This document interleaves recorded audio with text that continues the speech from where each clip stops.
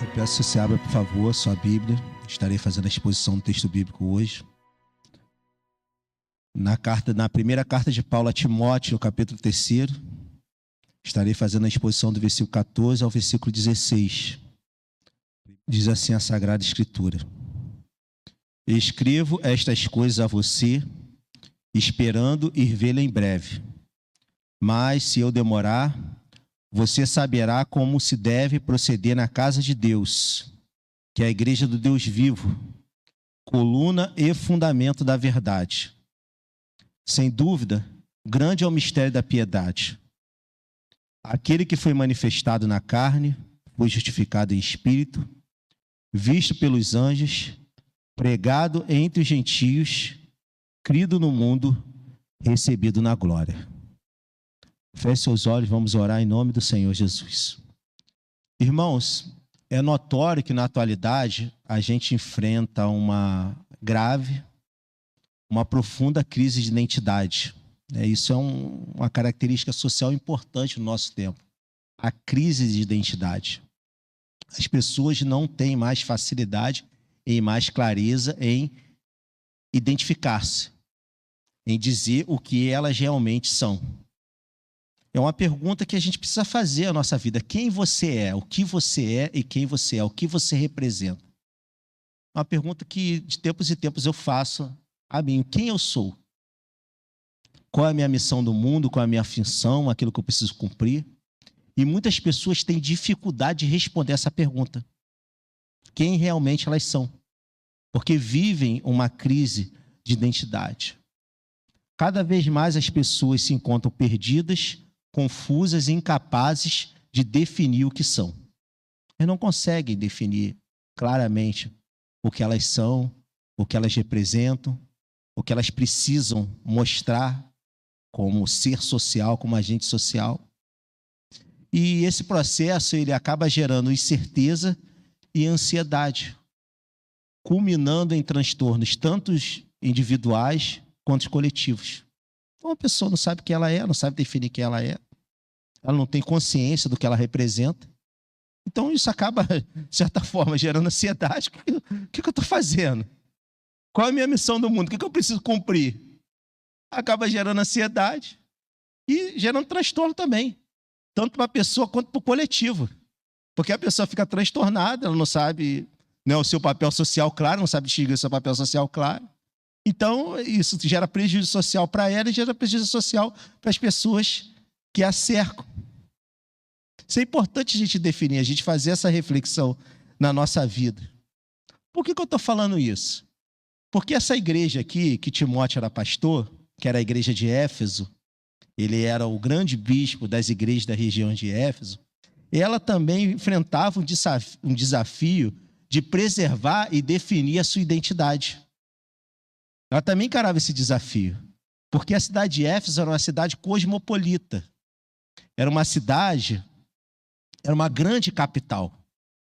Ali vivia uma quantidade de pessoas importante vivendo naquele lugar, habitando naquele lugar. Então, em virtude de ser uma cidade de concentração demográfica importante na antiguidade, eles tinham diversas manifestações culturais e religiosas. Ali tinha gente de tudo.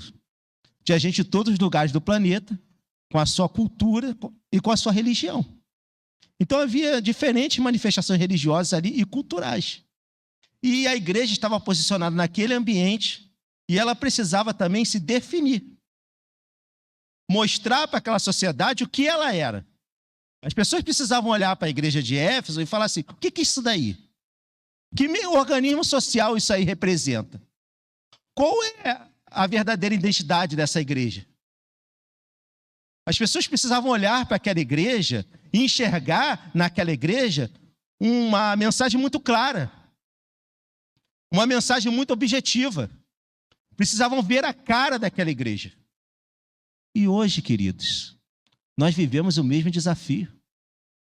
As pessoas no nosso tempo, elas precisam olhar para a igreja, olhar para nós e ver e definir claramente quem nós somos, quem nós representamos, o que a igreja ela se propõe a fazer no mundo. Qual é o papel da igreja? Por que nós estamos aqui reunidos em comunidade? Por que de semana em semana a gente se reúne, a gente está junto, a gente está em comunhão? Qual é a nossa função? Qual é o nosso objetivo? O que nós estamos fazendo aqui? Essa é a pergunta que as pessoas fazem aí fora. As pessoas olham para mim, olham para você e perguntam: o que esse cara está fazendo lá? O que essa moça, o que essa mulher está fazendo lá? E nós precisamos, de certa forma, demonstrar a nossa identidade. A igreja de Éfeso enfrentava esse desafio e nós também enfrentamos esse desafio. Esse texto, ele nos ensina que, independentemente dos processos sociais e culturais que tentam desfigurar, veja bem, desfigurar a nossa essência, que tentam desconstruir aquilo que nós somos, que tentam redefinir o nosso papel social e o nosso papel espiritual, a verdadeira igreja de Cristo é reconhecida pela sua identidade. A igreja verdadeira de Cristo ela é reconhecida porque ela tem um caráter identitário, ela tem uma marca, ela tem uma face muito clara, ela tem um papel, ela tem um banner, né? Vamos usar um termo da atualidade, né? Ela tem um banner, ela tem uma apresentação muito clara. A verdadeira igreja de Cristo é definida é reconhecida pela sua identidade. Nós precisamos perceber e conhecer o que nós realmente representamos neste mundo, para que nós possamos nos definir e para que as pessoas possam reconhecer a gente também. Para que nós possamos nos reconhecer como igreja, as pessoas nos reconheçam como igreja também. Dito isto, o meu propósito nesta manhã é que possamos conhecer as marcas que caracterizam a igreja para podermos nos vincular a elas. Porque nesse texto aqui, Paulo, ele apresenta algumas marcas que definem o que é ser igreja. As pessoas aí fora têm inúmeras visões sobre a igreja. Uns enxergam a igreja de um jeito, outros enxergam a igreja de outro. Uns enxergam de forma positiva, outros enxergam de forma demoníaca. Atribuem papéis à igreja que não necessariamente representam o que a igreja é. E a igreja, em certos aspectos, assume papéis que não é o seu papel. A gente precisa também ter essa consciência. Então, esse texto aqui, ele mostra marcas que definem o que realmente é a verdadeira de Cristo. A verdadeira, igreja de Cristo.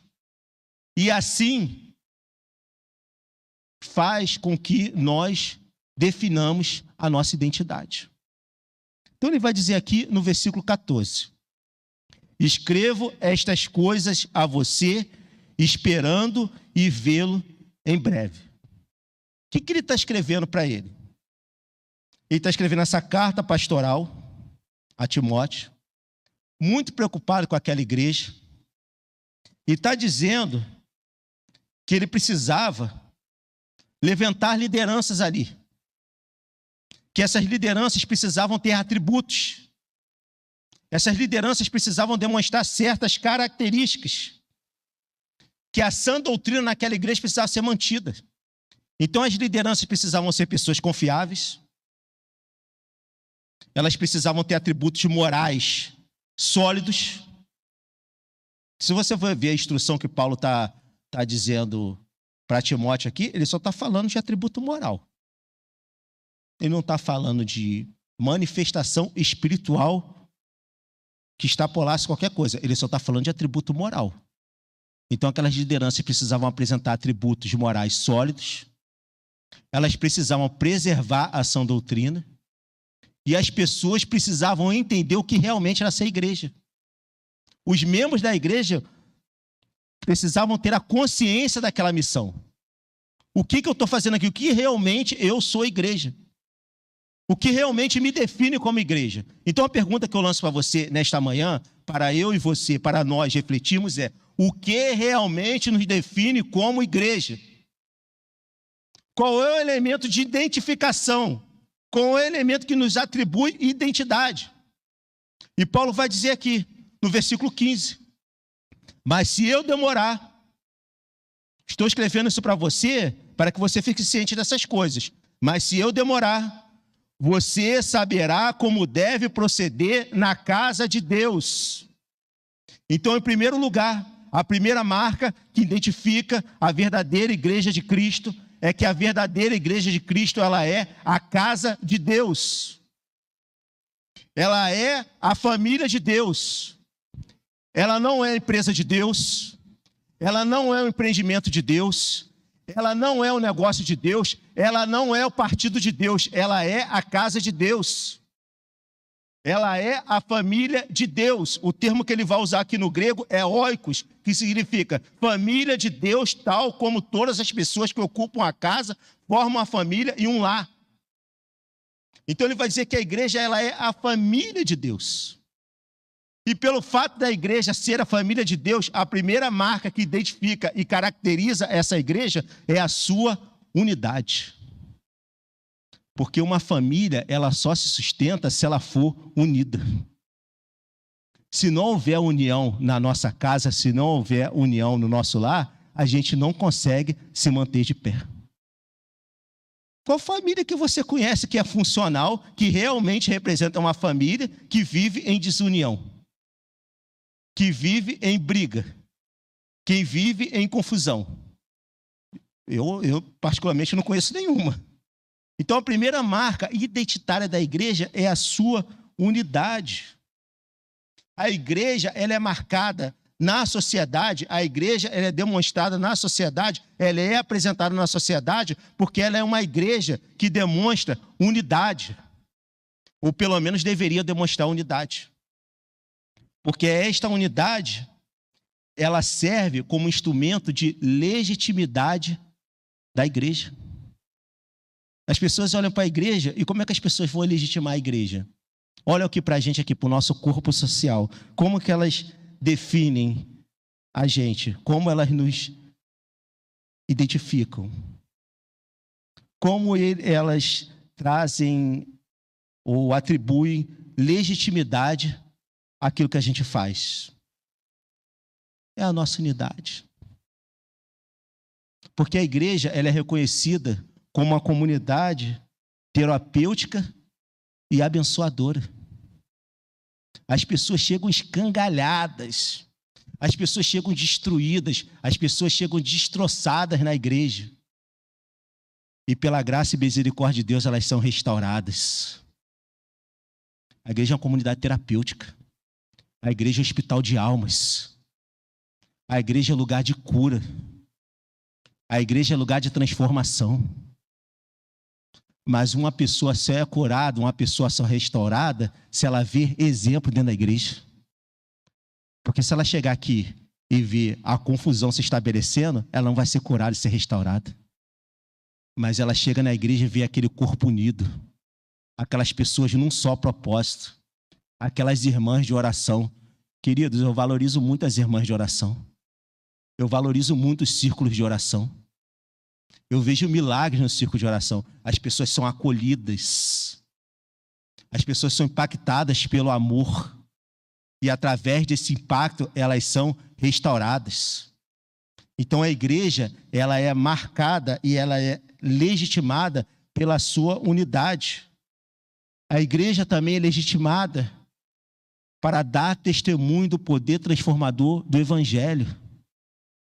Uma marca que identifica a igreja é a igreja dar testemunho do evangelho, dar testemunho daquele que Deus fez na minha vida, dar testemunho da transformação que Deus operou na nossa existência. Aí você fala assim: Deus mudou a minha vida, Deus modificou a minha vida, Deus transformou completamente a minha vida. Antes eu era um desgraçado, agora eu sou salvo e remido pelo sangue de Cristo derramado na cruz do Calvário. Aí você vai dar o testemunho público. Sabe para onde a pessoa vai olhar? Para a tua casa.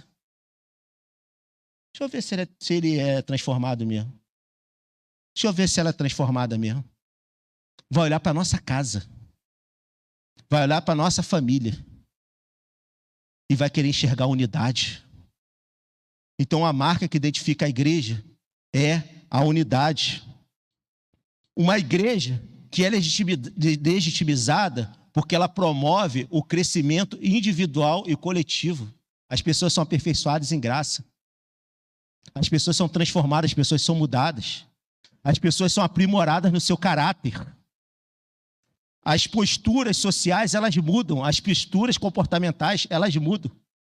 E só tem condições de nós sermos aperfeiçoados, nós sermos aprimorados no nosso caráter, nós sermos desenvolvidos tanto individualmente quanto coletivamente, se nós termos unidade.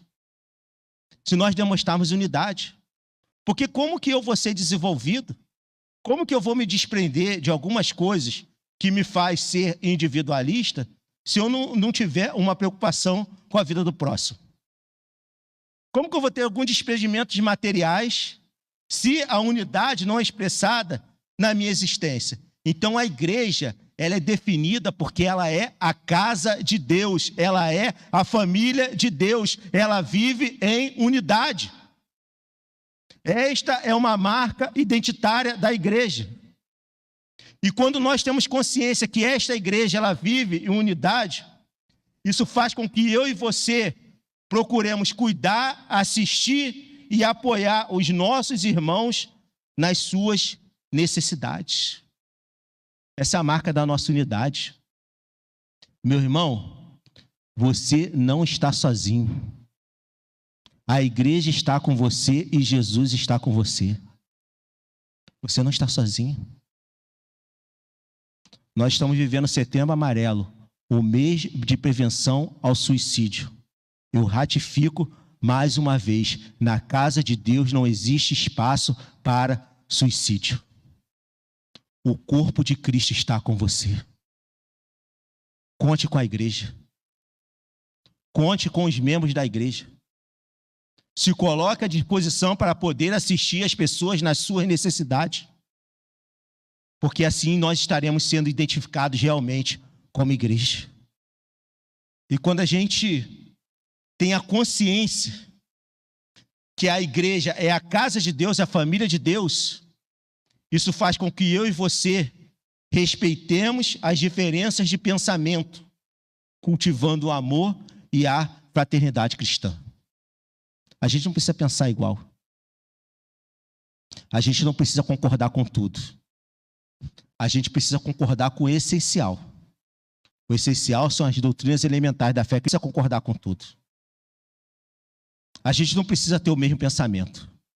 Mas a unidade da igreja é expressada através do respeito. E quando nós nos respeitamos, nós demonstramos amor.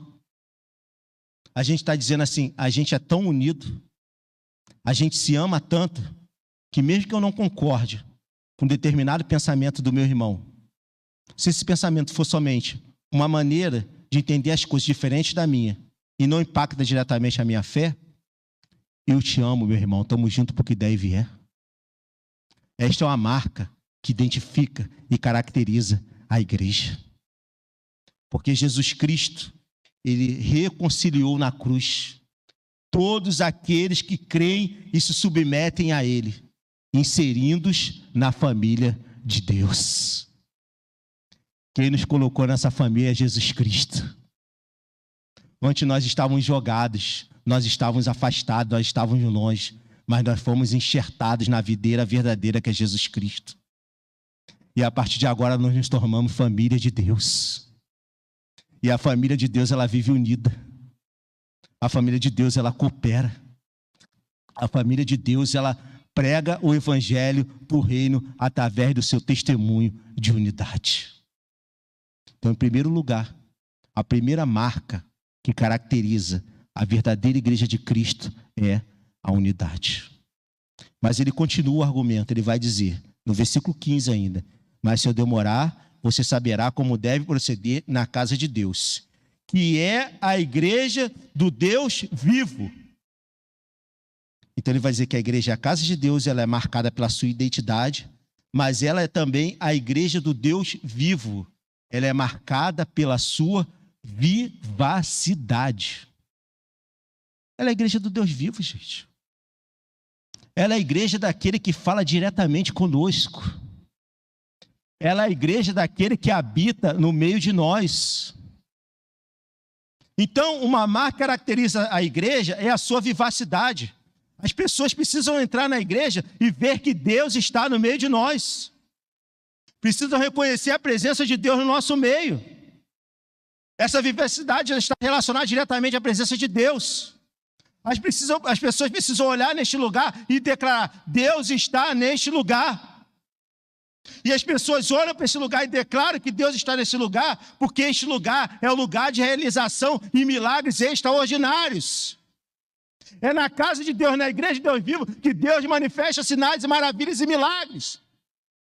Se você tem fé para que Deus possa fazer um milagre na tua vida, Deus realizará esse milagre para a honra dele, para a glória dele, porque aqui é lugar de milagres. É a igreja do Deus vivo. Nós estamos na presença do Deus vivo. Nós não estamos na presença de qualquer Deus, de um Deus que não pode fazer. Nós estamos na presença do Senhor soberano da história, o Deus realizador de todas as coisas. Ela é a casa de Deus, ela é a igreja de Deus vivo, ela é reconhecida pela sua vivacidade. Ela é reconhecida porque quando Deus está presente, Ele gera consciência de temor e profundas experiências espirituais. Nós reconhecemos o nosso pecado, nós reconhecemos a nossa inabilidade, nós reconhecemos a nossa falta de caráter em muitos aspectos. Nós reconhecemos a nossa incapacidade de poder chegar a Deus. E assim Ele promove experiências profundas na nossa alma. Então, se a igreja é a igreja do Deus vivo, é a igreja que eu e você teremos experiências com Deus. Não é a igreja que eu e você venhamos para cá domingo após domingo para poder bater cartão, não. Mas é a igreja que nós tenhamos experiências profundas e espirituais com o nosso Deus. Porque se a igreja é a igreja do Deus vivo, a minha expectativa é que Deus me toque tanto, Deus me transborde tanto, Deus me encha tanto, que eu tenha experiências profundas com Ele. Essa é a marca identitária da igreja. A igreja ela é viva. Os descrentes precisam olhar para a igreja. Aqueles que não conhecem a igreja precisam olhar para a igreja e dizer: realmente Deus está no meio de vocês. Realmente Deus habita no meio de vocês. Então, se nós vivemos na igreja do Deus vivo, isso faz com que eu e você tenhamos a coragem e o senso de urgência de testemunhar sobre esse Deus. Porque se Deus manifesta milagres, se Deus manifesta maravilha, se Deus faz transformação profunda na alma, isso leva a que eu e você demos testemunho disso. Testemunhar as maravilhas de Deus. Testemunhar a graça de Deus. Testemunhar aquilo que Deus pode fazer por mim e por você. Sabe por quê? Porque às vezes a gente se depara com pessoas que vivem problemas extremamente complexos. E as pessoas não sabem muito bem como resolver. Mas na igreja do Deus vivo, através do testemunho do reino, Deus pode operar um milagre e fazer a transformação completa. E às vezes a pessoa precisa ouvir somente uma palavra, minha e tua. A palavra é: crê em Jesus Cristo. Crê em Jesus Cristo porque Ele pode fazer milagre na tua vida. E quando nós temos a consciência que nós estamos na igreja do Deus vivo, isso leva a mim e a ti a servir a Deus e o seu corpo com seriedade e santidade. O Deus vivo está no meio de nós. Se Deus vivo está no meio de nós, nós levamos aquilo que nós fazemos a sério. No deserto, Deus habitava no meio do povo. A consciência da habitação de Deus era tão profunda que eles regularam a sua dieta e regularam a sua higiene. Eles regularam aquilo que eles comiam e a maneira como eles praticavam a higiene pessoal, porque eles sabiam que eles não podiam ofender a Deus. Na igreja do Deus vivo, nós procuramos viver uma existência onde a gente dá testemunho, onde a gente serve a Deus no seu corpo e onde a gente procura viver em santidade. Porque nós estamos na presença do Deus vivo. Então a gente serve a Deus com seriedade e serve a Deus com santidade. Eu não sei se tem alguém brincando aqui, eu não sei. Eu quero acreditar que não tem ninguém brincando aqui. Agora, se tiver alguém brincando, saiba de uma coisa, o Deus vivo está no meio de nós. E se o Deus vivo está no meio de nós, Ele vai requerer da gente seriedade e santidade. Sabe por quê? O nosso Deus, o Senhor da igreja, o dono da igreja, Ele não está pendurado em um madeiro, mas Ele vive e reina sobre o seu povo. Ele não está pendurado na cruz, não. Ele não está morto na cruz. Ele desceu da cruz, Ele ressuscitou e vive no meio de nós. Ele é o Senhor da igreja, Ele é Deus vivo. Em segundo lugar, uma marca que identifica e caracteriza a verdadeira igreja de Cristo é a sua vivacidade.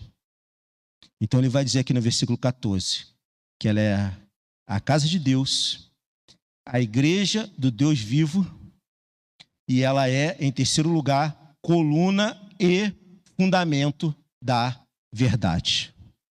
Em outras traduções, coluna e baluarte da verdade. A terceira marca que caracteriza esta igreja é a sua autenticidade. Ela é coluna e fundamento ou baluarte da verdade. Ela é aquilo que mantém firme, que mantém estável, que torna visível a certa altura. Por que essa igreja aqui que nós temos, que pela graça e misericórdia de Deus é uma igreja grande neste município, por que essa igreja que nós temos, você consegue ver lá do outro lado da rua, lá do hotel, porque você consegue ver. Você consegue ver lá do início da Pacaembu, você consegue ver essa igreja. Por causa das colunas que sustentam ela. As colunas aqui são sólidas. Então as colunas elas dão estrutura ao prédio para que o prédio se torne visível. Isso leva a me crer que Paulo, quando ele faz essa referência, muito provavelmente ele estava pensando no templo da deusa Diana ou deusa Artemis, que ficava na cidade de Éfeso e era considerada uma das 7 maravilhas do mundo antigo. Esse templo, ele era segurado, ele era estruturado por 100 colunas. 100 colunas alicerçavam esse templo. E 100 colunas muito bem trabalhadas, com mais de 80 metros de altura. Essas colunas tinham 100 colunas com mais de 80 metros de altura cada uma, que sustentava um teto de mármore esplendoroso, que fazia com que todas as pessoas da antiguidade que visitavam a cidade de Éfeso olhassem para aquele templo de mármore e contemplassem a beleza daquele templo. Contemplasse a beleza daquela obra arquitetônica. As pessoas precisam olhar para a igreja e contemplar a beleza da verdade da igreja. Porque ele vai dizer que a igreja é coluna e baluarte ou fundamento da verdade. As pessoas precisam olhar para a igreja e contemplar a verdade da igreja. Terem acesso à verdade que a igreja propaga. Porque ela também é baluarte, ela também é fundamento, ela é lugar seguro, ela é lugar intransponível. O significado de baluarte é isso, lugar seguro, lugar intransponível. Então a verdade na igreja, ela está segura, ela está guardada. Porque se a verdade for transpassada, a igreja cai. Porque a igreja é a fortaleza da verdade. É isso que ele está dizendo aqui, a igreja é coluna e baluarte da verdade. A igreja, ela é fortaleza da verdade. Então, essa igreja, ela é autenticada porque o papel dela é preservar essa verdade. Preservar a verdade quando a gente ouve e obedece essa verdade. Quando eu e você ouve a verdade proferida nos grupos de estudo da igreja, proferida no culto público, proferida na exposição da Sagrada Escritura, ouve essa verdade e pratica essa verdade. Quando nós usamos essa verdade de forma correta. Porque às vezes a gente está falando a verdade, mas a pessoa reinterpreta a verdade, né? Ela ressignifica a verdade e usa essa verdade de forma inadequada. Então ela é coluna e baluarte da verdade quando eu e você, a gente usa essa verdade de forma correta. Quando a gente guarda essa verdade no coração, quando essa verdade é guardada no nosso coração. Porque o pastor Álvaro falou aqui, né? Existe diferença entre saber, não é isso, pastor? E ter consciência. Saber, eu estou sabendo. Está falando a verdade para mim, eu estou sabendo. Agora, eu ter consciência, como o pastor Álvaro bem disse, é guardar no coração. É o que eu vou fazer com essa verdade. Eu vou guardar no meu coração e vou fazer o quê? E quando a gente tem essa consciência, a gente defende e proclama a verdade. Então, o papel da igreja não é fazer coisas que em alguns momentos a igreja se propõe fazer. O papel da igreja é defender e proclamar a verdade. Este é o papel da igreja. Porque ela é coluna e baluarte da verdade. Ouça bem o que eu vou dizer para você. A igreja depende da existência da verdade. E a verdade depende da existência da igreja. A igreja ela só fica de pé, ela só se sustenta se a verdade existir. E a verdade, ela só se firma se a igreja estiver presente. Porque se não tiver igreja, quem que vai falar a verdade? Fala para mim, quem que vai falar a verdade? Pensa aí, você. Eu sei quem você está pensando.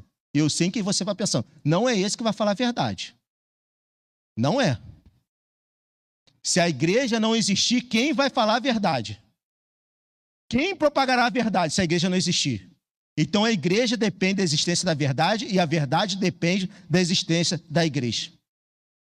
Quando nós temos consciência disso, nós procuramos afirmar a verdade do evangelho de forma inegociável. Nós não podemos relativizar a verdade. A verdade não pode ser relativizada na igreja.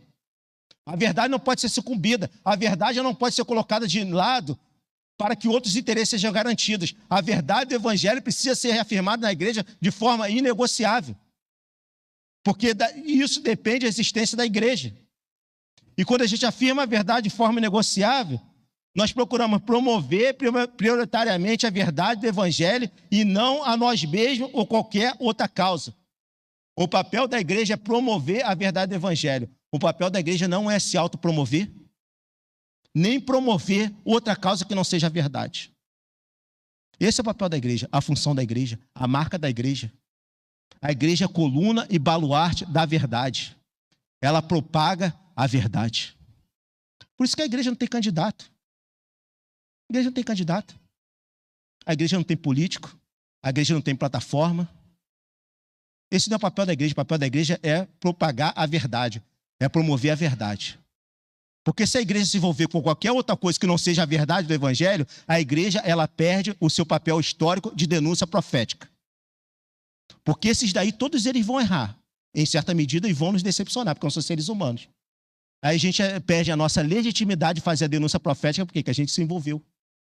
A igreja não se envolve com nada que não seja a propagação da verdade.